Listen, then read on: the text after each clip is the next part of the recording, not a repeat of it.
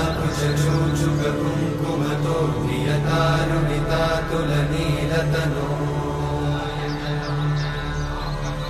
कमलायतलोचनलोकपते विजयी भव वेङ्कटशैलपते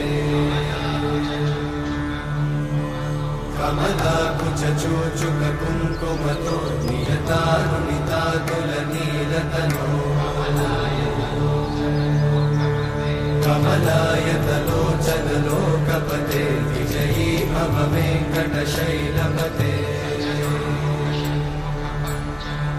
सचतुर्मुख षण्मुख पञ्चमुख प्रमुखाखिल दैवतमौलिमणे शरणागत वत्सल सारनिधे परिपालय मां वृषशैलपते अतिवेलतया तव दुर्विषहैरनुवेलकृतैरपराधशतैः हरितं त्वरितं वृषशैलपते वरया कृपया परिपाहि हरे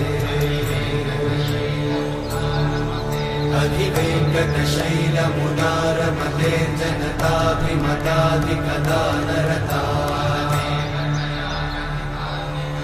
परदेवतया गदितान्निगमै कमलादयितान्न परं कलये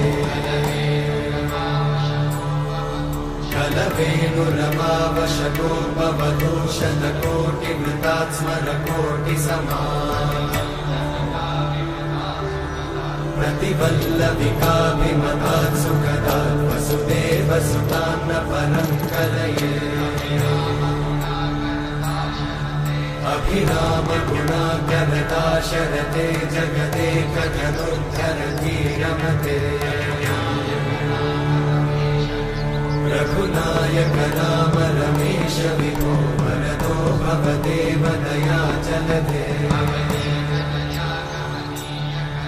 अवनीतनया कमनीयकरं रजनीकरचारुमुखाम्बुरुहम् रजनीचरराजतमोनिहिरं महनीयमहं रघुराममये सुमुखं सुहृदं सुलभं सुखदं स्वनुजं च सुखाय ममोघशरम् अपहाय रघुत्वहमन्यमहं न कथञ्चन कञ्चन जातु भजे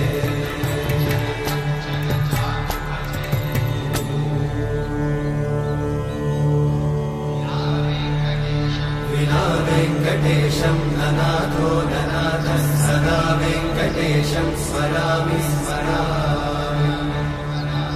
हरे वेङ्कटेशं प्रसीद प्रसीद प्रियं वेङ्कटेशं प्रयच्छ प्रयच्छ